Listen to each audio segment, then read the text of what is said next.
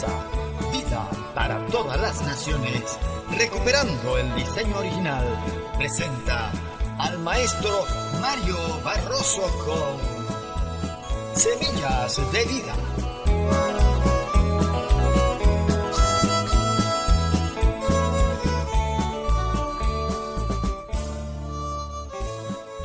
Saludos y bendiciones a los amantes de la palabra de Dios. Continuamos con el estudio del libro de Apocalipsis y hoy estaremos entregando la enseñanza número 21. Vamos a continuar recibiendo la revelación de Dios para los hombres y en esta oportunidad vamos a tratar sobre las 7 iglesias. Estuvimos dando una parte introductoria, vamos a continuar y vamos a estar leyendo en los versículos 2 y 3 de este capítulo 2 del libro de Apocalipsis para, desde esta porción de las Escrituras, comenzar pues con lo que Dios tiene para nosotros hoy. Dice la palabra de Dios: yo conozco tus obras y tu arduo trabajo y paciencia, y que no puedes soportar a los malos, y has probado a los que se dicen ser apóstoles y no lo son, y los has hallado mentirosos. Y has sufrido y has tenido paciencia y has trabajado arduamente por amor de mi nombre, y no has desmayado. Así que lo primero que vamos a ver aquí es la manera en que Jesucristo se presenta ante ellos después de un breve saludo que el apóstol Juan les ha dado. Y lo primero que Jesús dice aquí en este texto es: yo conozco tus obras. Permítame, antes de desarrollar esto, decir brevemente algo en relación con esto. Hay muchos cristianos en la iglesia de hoy que están viviendo una vida corrupta en cuanto a lo moral. Están viviendo una vida corrupta en cuanto al entendimiento de Dios, de conocer a Dios. Creen que las cosas que están haciendo están pasando por desapercibidas y que nadie lo sabe. Pero te recuerdo que el Señor Jesucristo conoce tus obras. Y préstale atención a esta frase: yo conozco tus obras, te dice el Señor. Seguimos. Esta expresión aquí encabeza cada una de las cartas que Juan está entregándole a las iglesias de parte del Señor. Pero estas cartas con este encabezado a veces traen aliento a la iglesia, pero otras veces producen para esta vergüenza. Y nosotros podemos leerlo allá en los versículos 9 y 13 de este capítulo 1 de Apocalipsis, que dice: yo, Juan, vuestro hermano y copartícipe vuestro en la tribulación, en el reino y en la paciencia de Jesucristo, estaba en la isla llamada Patmos por causa de la palabra de Dios y el testimonio de Jesucristo. Así que vemos entonces aquí que el apóstol Juan se está identificando con la tribulación que los hermanos estaban atravesando también. Ahora, dice que también a veces produce vergüenza en aquellos a quienes se les envía la carta. Pero en el capítulo 3, el versículo 1 y el versículo 15, nos dicen también en relación con esto de que produce la vergüenza en aquellos por causa de lo que Jesús conoce, lo que Jesús está viendo que cada uno comete. Dice el versículo 1: escribe al ángel de la iglesia en Sardis, el que tiene los 7 espíritus de Dios y las 7 estrellas, dice esto: yo conozco tus obras, que tienes nombre de que vives y estás muerto. Allí está, ¿ves? Produce en ellos vergüenza. En el versículo 15 también leemos: yo conozco tus obras, que ni eres frío ni caliente. Ojalá fueses frío o caliente. Así que vamos a continuar pues analizando esto y vamos a ver a qué se refiere Juan con las obras de los efesios, que eran arduo trabajo. O sea, esta era una iglesia que en cierta manera está siendo alabada por el Espíritu de Dios, por la revelación de Jesucristo a Juan, porque ellos trabajaban, tenían un trabajo arduo y paciente, o sea, perseverante. Lo primero se muestra en los esfuerzos para vencer a los falsos maestros y lo segundo en la persistencia ante la oposición tanto de los falsos profetas como de otras fuentes. Ahora, la segunda cosa que podemos encontrar aquí en estos textos leídos es que dice, y que no puedes soportar a los malos. Ahora, esto lo vemos nosotros en el versículo 2, que dice, no puedes soportar a los malos. Debemos hacernos la pregunta y vamos a dejarla en el aire. ¿Quiénes son los malos aquí? Sencillamente, los malos son aquellos que dicen ser apóstoles y no lo son. Allí está la respuesta. Dicen ser apóstoles y no lo son. Ellos están probándolos. Jesús dice que son malos, que son reprobados. Es probable que estas personas que se mencionan en el versículo 6 más adelante sean los mismos que se mencionan aquí como nicolaitas, los nicolaitas. Entonces, estos malos son los que dicen ser apóstoles y no lo son. ¿Será que hoy en día nosotros estamos teniendo la manifestación de falsos apóstoles, de falsos profetas y cualquiera otro de los ministerios de Jesucristo en el seno de la iglesia? Pues debo decirles que como nunca antes en la historia de la iglesia, en este tiempo está fluyendo una gran cantidad de gente en medio del pueblo que dicen ser apóstoles y no lo son, que dicen ser profetas y no lo son. Hay mucha gente que se ha autonombrado como apóstoles, se han autonombrado como profetas o pastores o evangelistas, etcétera, etcétera. Y déjeme decirle que todos nosotros debemos saber que este es el ministerio de Jesucristo y este ministerio solamente se puede ejercer cuando Jesucristo te llama, cuando el Señor Jesucristo te aprueba. Y como Pablo le dijo a Timoteo, procura con diligencia ser hallado aprobado, como obrero que no tiene de qué avergonzarse, que usa bien, que traza bien, que corta bien la palabra de verdad. Entonces, para tú ser un apóstol, para tú ser un profeta de Dios, para tú ser un evangelista o cualquiera de los otros ministerios, es necesario que el Señor Jesucristo te haya llamado primero. Y si te llamó y tú estás segura o estás seguro de que el Señor en realidad te llamó, tú debes prepararte. Porque el apóstol Pablo está diciéndole aquí esto a Timoteo. Debes procurar hacer toda la diligencia pertinente para poder ser hallado aprobado ante Dios.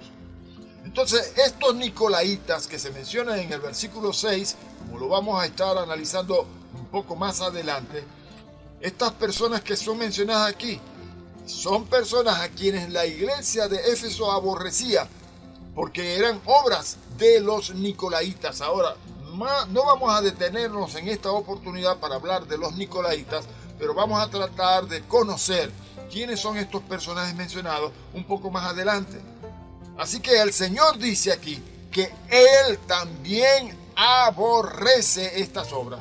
Yo puedo adelantar y decir que estos nicolaitas son personas que como hoy se mencionan o se autonombran apóstoles, profetas, pero van llegando a las iglesias y van saqueando a la iglesia. Y todo es dinero, y todo es doctrinas de prosperidad, y todo es la manera de sacarle a la iglesia. Cuando estos más bien se levantaron de parte del Señor para darle a la iglesia el alimento a tiempo, para conducirles rectamente en el camino de la verdad. Como tercera cosa que encontramos en relación con esto es la maldad.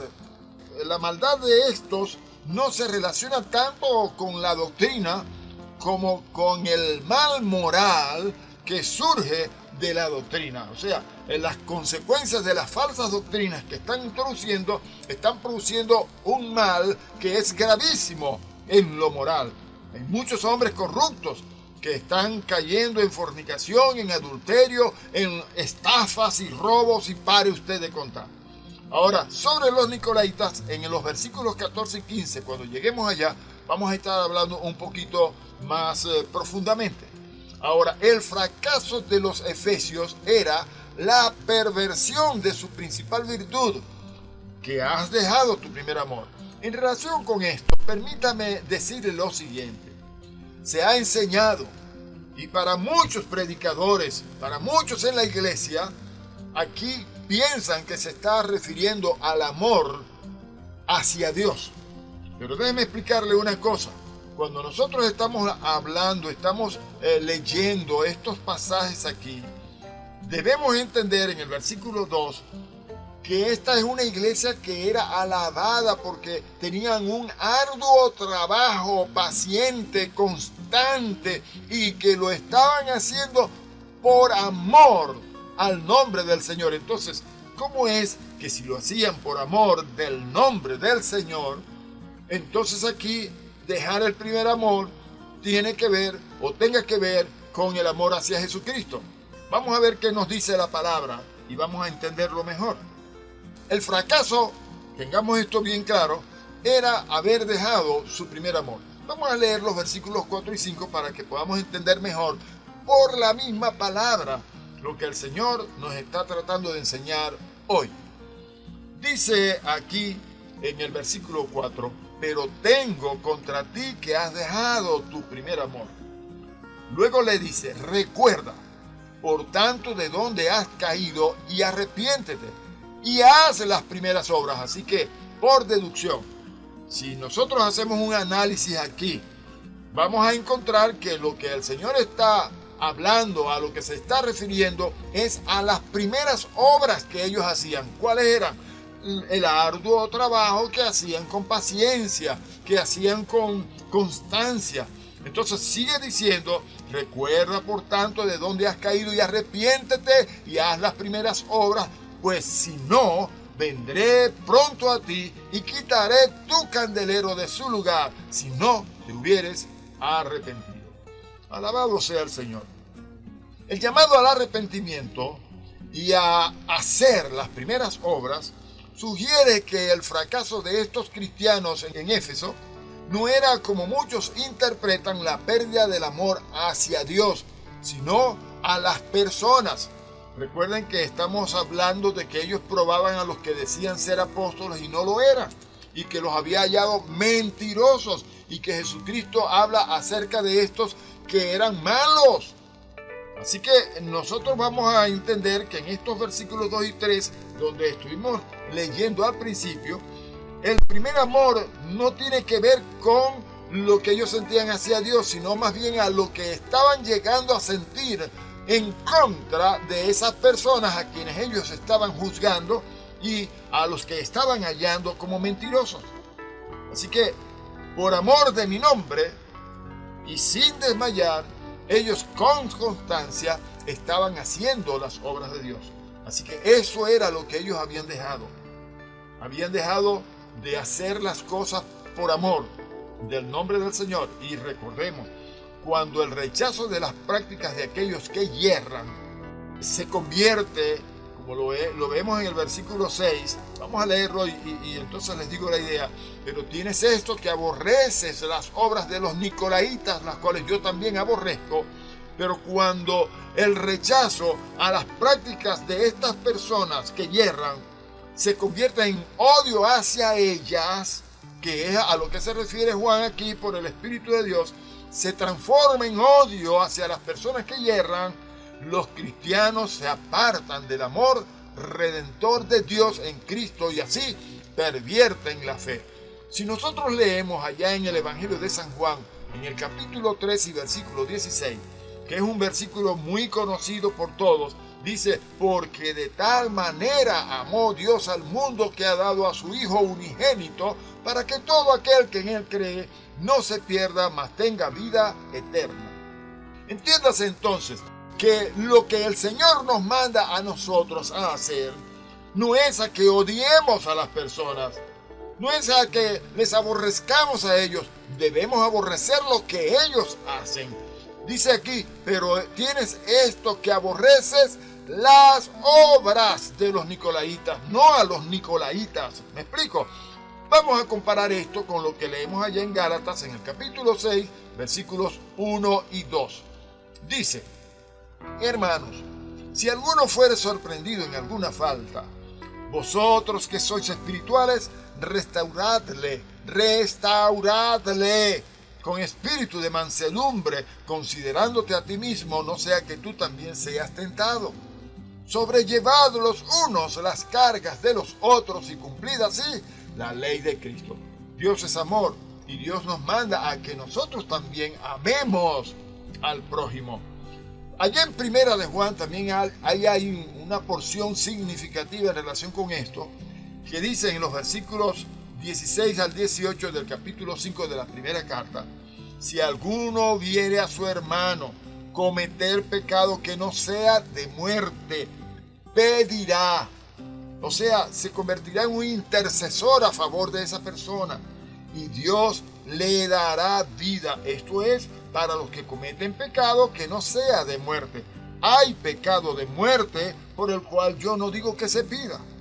Toda injusticia es pecado, pero hay pecado no de muerte.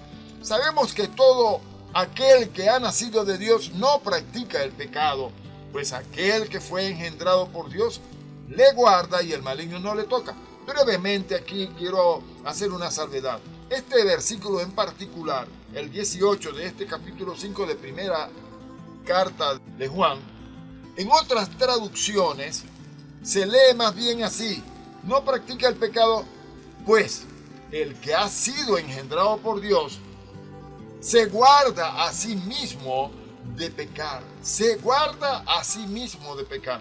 Hay muchas personas que pretenden que el Señor Jesucristo les esté guardando en cada paso que dan para que ellos no cometan pecado.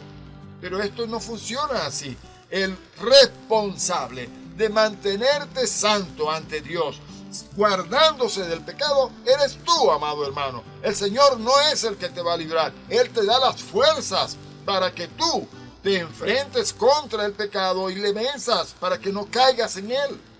Pero tú eres el único. Las concupiscencias, los deseos están en ti. Muy bien, sigamos adelante entonces para que vayamos buscando la conclusión al mensaje de hoy. La remoción del candelero de su lugar, a lo que se refiere aquí el Señor cuando habla con estos, hay una advertencia fuerte aquí que el Señor les dice a los efesios, y es que si ellos no se arrepienten, entonces la advertencia que les da es que vendré pronto a ti. Denota una venida en juicio, aún del mismo modo que el Señor vendrá al mundo un día para eliminar el mal. Ahora dice: y removeré, quitaré tu candelero de su lugar. La remoción del candelero de su lugar puede significar nada más que el fin del reconocimiento que Cristo ha hecho de la iglesia como algo propio. O sea, como que el Señor pues la considera ya no su iglesia. Así que podemos decir que existen muchas iglesias que no pertenecen al Señor, pues Él no está con ellos y no las reconoce. Si no, leamos allá en Mateo capítulo 7, versos 20 al 22, y vamos a leer también el 23. ¿Qué leemos aquí? Así que por sus frutos los conoceréis.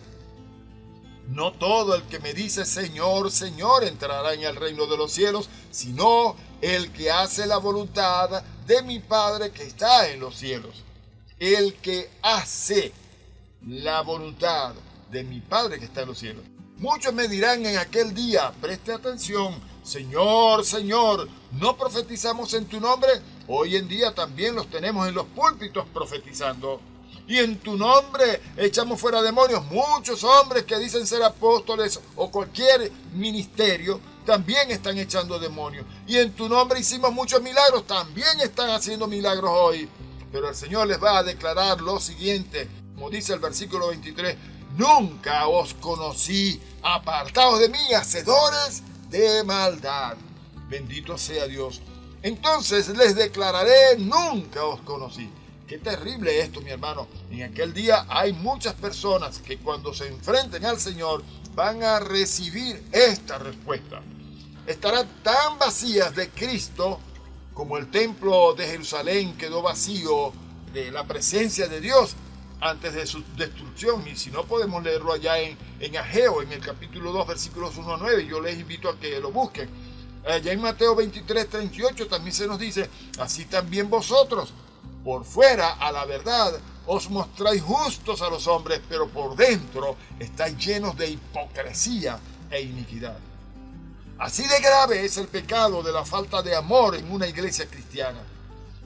Juan lo dice en su primera carta, el capítulo 2, versículo 11, pero el que aborrece a su hermano está en tinieblas y anda en tinieblas y no sabe a dónde va, porque las tinieblas le han cegado los ojos. Así que, amados hermanos, el haberse apartado del primer amor no es el amor hacia Dios, sino el amor hacia el prójimo. Y Dios no nos está llamando a nosotros a que terminemos, a que acabemos, a que terminemos de destruir a una persona que comete un error, sino a amarle y a restaurarle. Así que bueno, continuaremos con esto en la siguiente enseñanza. Dios me los bendiga.